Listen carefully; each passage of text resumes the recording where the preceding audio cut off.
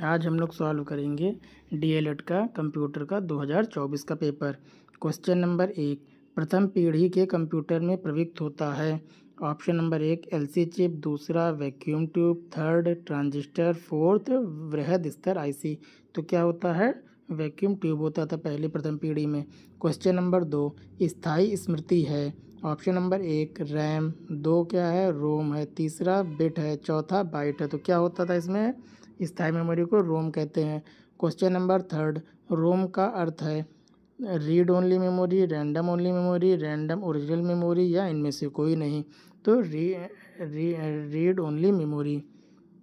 Question number 4, micro computer को कहते हैं super computer, personal computer, micro computer या इनमें से कोई नहीं। तो तीसरा माइक्रो कंप्यूटर को माइक्रो कंप्यूटर ही कहते हैं।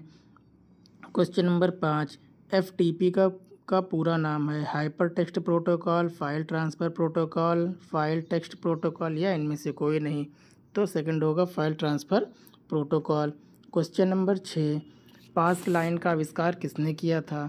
तो ब्लेज पास्कल ने किया था। Question number 7, internet explorer browser का निर्माण किस कंपनी द्वारा किया गया था? तो इसको माइक्रोसॉफ्ट ने बनाया था। क्वेश्चन नंबर 8, एक बाइट में कितने बिट होते हैं? तो एक बाइट में 8 बिट होते हैं। क्वेश्चन नंबर 9, रैम का पूरा नाम लिखिए। तो random access memory. Question number 10, floppy disk सर्वाधिक किस में उपयोग की जाती है? कंप्यूटर में की जाती है। क्वेश्चन नंबर 11, PCMCIA का पूरा नाम क्या है? Personal computer memory card international association. Question number 12, computer के अनुप्रयोग एवं उपयोगिता पर प्रकाश डालिए। तो कंप्यूटर के प्रयोग क्या हैं? जैसे छात्रों का रिकॉर्ड रखना, परीक्षाओं का त्वरित प्रसंस्करण कराना, द्रव्य सहायता से शिक्षण के बच्चे देख के मतलब समझ सके, इंटरनेट का उपयोग, सूचना का बेहतर प्रबंधन, और क्या कर सकते हैं कि जानकारी तक आसानी से पहुंच है, ऑनलाइन शिक्षा है। ये सब हमारे क्या है? कंप्यूटर का अनुप्रयोग है। उपयोगिता क्या क्या है? उपयोगिता जैसे मतलब छात्र की उपस्थिति, अंक और प्रदर्शन का रिकॉर्ड रखना, किसी विषय से संबंधित जानकारी लेना, दूरस्थ शिक्षण, ऑनलाइन शिक्षण से कम लागत में ज़्यादा लोगों को शिक्षित करना। क्वेश्चन नंबर 13, कंप्यूटर की कोई 3 निवेश युक्तियाँ या इनपुट डिवाइस का उल्लेख कीजिए। तो इसमें कीबोर्ड हो जाएगा, माउस हो जाएगा, स्कैनर हो जाएगा, माइक्रोफोन हो जाएगा, लाइट पेन हो जाएगा, ऐसे कई सारे हो जाएंगे। ईमेल से आप क्या समझते हैं? इंटरनेट के माध्यम से डिजिटल संदेश भेजने और प्राप्त करने का एक तरीका है जिसमें टेक्स्ट, संदेश, फाइलें और चित्र भी शामिल होते हैं। अब इनके कार्य या उपयोग क्या क्या हैं? जैसे संचार में इसका हम लोग उपयोग करते हैं, जैसे व्यापार में, शिक्षा में, व्यक्तिगत अपने लिए, दस्तावेज को भेजने में करते हैं जिसमें चित्र भी शामिल होते हैं, फाइल भी होती हैं और चीज़ें होती हैं।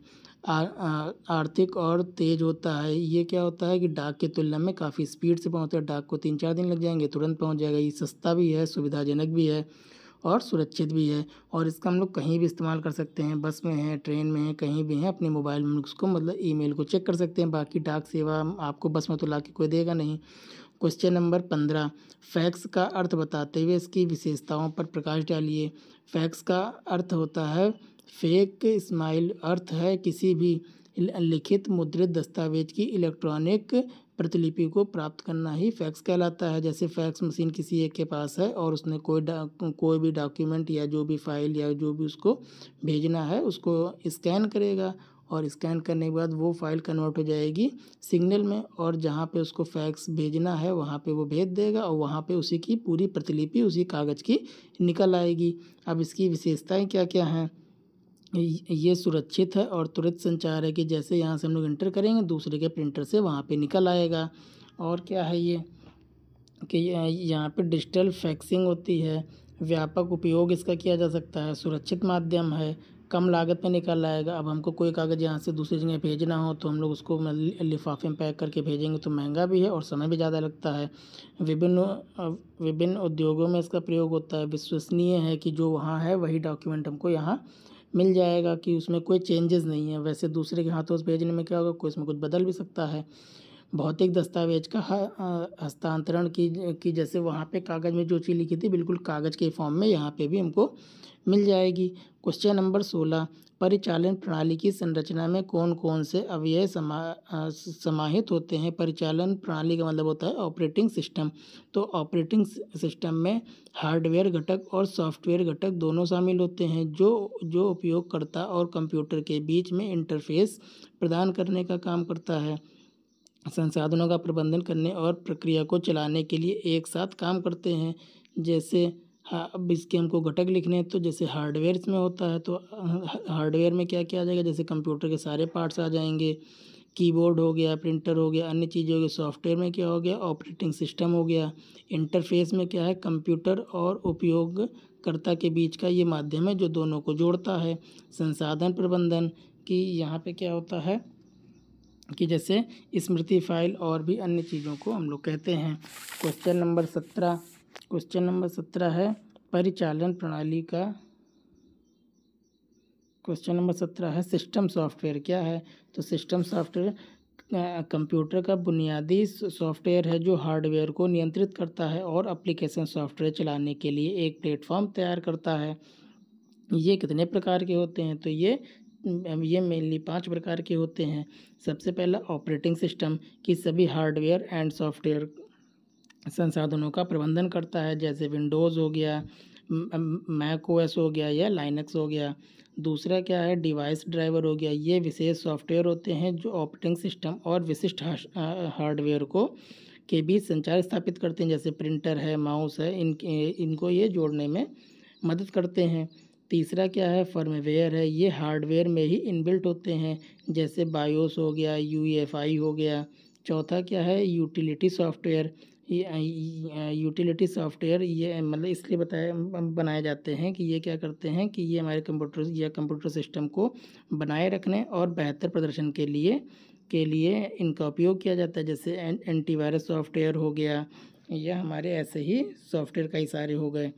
क्वेश्चन और इसका 5वां क्या है कि लैंग्वेज ट्रांसलेट, जो भाषा अनुवादक होते हैं, जैसे ह्यूमन रीडेबल प्रोग्राम को कोड करके मशीन कोड में कन्वर्ट करने का काम होता है, जैसे कंपाइलर हो गए, असेंबलर हो गए और इंटरप्रेटर हो गए। क्वेश्चन नंबर 18, डाटा सुरक्षा के चरण के बारे में बताइए। तो डाटा सुरक्षा के 6 चरण हैं। तो पहला चरण है कि डाटा की पहचान करना और उनका वर्गीकरण करना। दूसरा है कि पहुंच को नियंत्रण करना, कि ये मतलब कि यहाँ पे मजबूत पासवर्ड लगाएं या बायोमेट्रिक के माध्यम से उसको कोई ओपन कर सके, बाकी लोग उसको ना देख सकें। तीसरा चरण क्या है, तकनीकी सुरक्षा उपाय, कि इसका इनक्रिप्शन हो या फायरवॉल हो। चौथा क्या है कि यहाँ पे डेटा बैकअप और पुनः प्राप्ति हो सके। यहाँ पे किसको हम लोग, अगर कोई भी हमारा डाटा खो जाता है तो उसको हम लोग वापस अपना मतलब पासवर्ड और लॉगिन करके उसको हम लोग वापस पा सकते हैं। 5वां चरण क्या है कि डेटा का सुरक्षित निपटान, कि अगर हम उसको डिलीट कर रहे हैं तो हमारा जहाँ भी सर्वर है वहाँ से भी हमारा डाटा क्या होना चाहिए, डिलीट हो जाना चाहिए। और छठा चरण क्या है कि प्रशिक्षण और जागरूकता, कि लोगों को पता हो कि अपना लॉगिन पासवर्ड कहीं भी नहीं डाल देना है और मतलब कोई भी मांगे तो ऐसे ही नहीं दे देना है, और लोगों को जागरूक करना है कि आपका डाटा कितना आपके लिए ज़रूरी है, वो सभी के पास नहीं होना चाहिए।